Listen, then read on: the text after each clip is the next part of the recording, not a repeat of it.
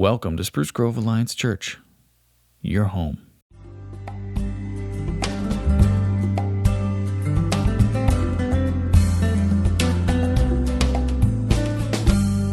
I just want to take a few moments here as I want to focus our hearts before we come to the communion table.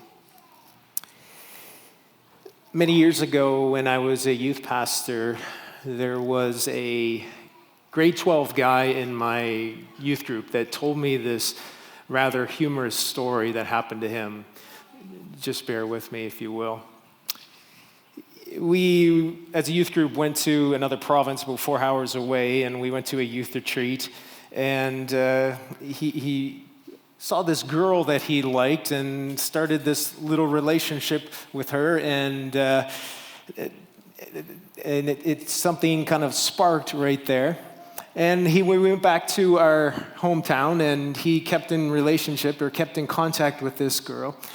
And he decided that he was going to go and visit her, and they made arrangements for her to go visit her one weekend. About a month later, they were kind of in that hopeful discovery stage. Is there something here? You know what I mean? You've all been there. And so he went and visited her, and he stayed in the basement at her parents' place, and of course, she was upstairs in her bedroom, and everything was okay that way. And he got up early on the Saturday morning, and he had breakfast with the mother, and this girl that he had liked or thought that there was hopefully something there was upstairs, and she was just sleeping in on Saturday morning, and he had breakfast with this mom. And it was going well, and he was a bit nervous, as you can imagine, and he was trying to make a really good impression. And then all of a sudden, the mother asked him this rather odd question. He asked him, Have you ever shot a gun before? And he's like, yeah, like a pellet gun or like a 22 or something like that. And she says, yeah. My dad took me out in the woods, and I've shot a gun before. And she's like, okay, good. And he's like, that's a weird question. And then later on, she says, well, can you help me with something? And he's like wanting to impress. And so she says, yeah. And they're out in the country, and they're out in an acreage, and they had these 20 chickens. Egg-laying chickens that no longer laid eggs, and they were useless and they couldn't eat them. And so she said, will you take that 22 there in the back porch and go and shoot the chickens? And he's like, he's brand new, and he's like wanting to impress, and he's hoping there's something between this girl that's upstairs sleeping, and he's like, okay. And so he figures out how to work this 22, and he loads it up, and he takes it out back, and kapow, kapow, kapow. Meanwhile, the girl that he's trying to impress, the girl that he likes, hears all this commotion and gun commotion, and she comes running down. And what the mom failed to tell him is that this girl that he was trying to impress had grown an affection towards these chickens and named them all. Oh, yeah. She comes running down and goes, what are you doing? And he's holding this gun, and the mom is nowhere to be seen, and he's going, this isn't going so well. And I'm sure the mom was wringing her hands going, I didn't like that boy anyway. It all turned out all right. But he recalled this to me in the foyer of the church rather humorously, and it did all turn out, but he was innocently framed. When we come to the famous last words of Jesus in John 13-17, we see that Jesus predicts his betrayal and that he's going to be innocently framed. And it's going to cost him more than a relationship with a girl. It's going to cost him his very life.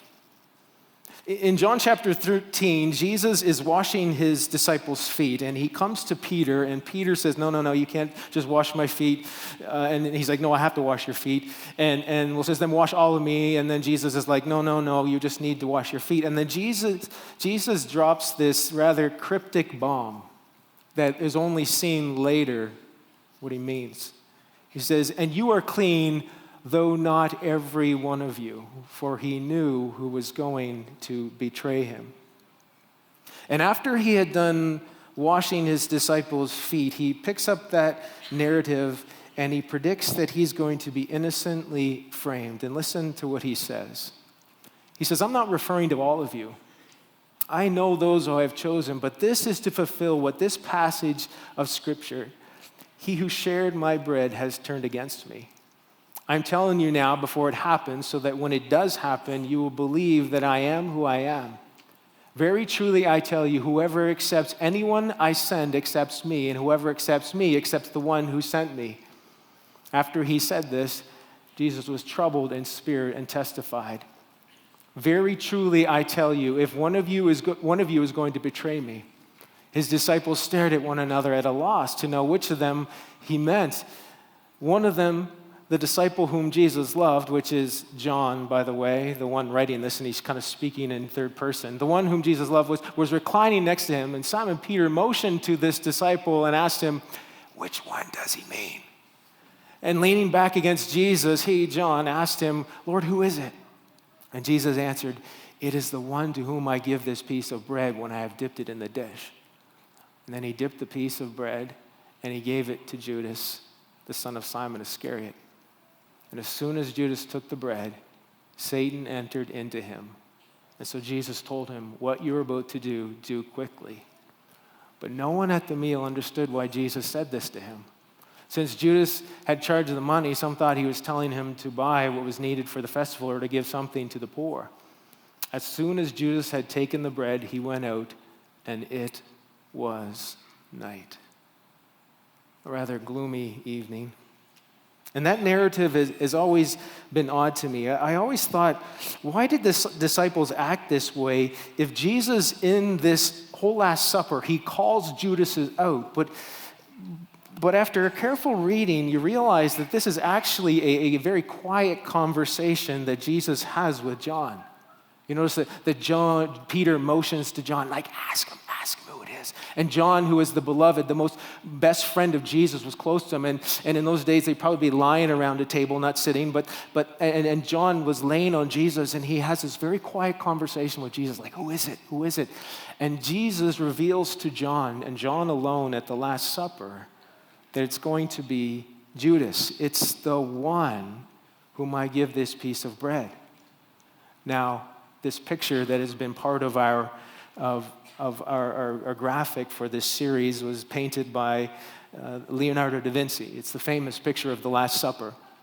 And he tries to put some elements into this picture in this still image. And he captures the tension of this moment in this famous painting.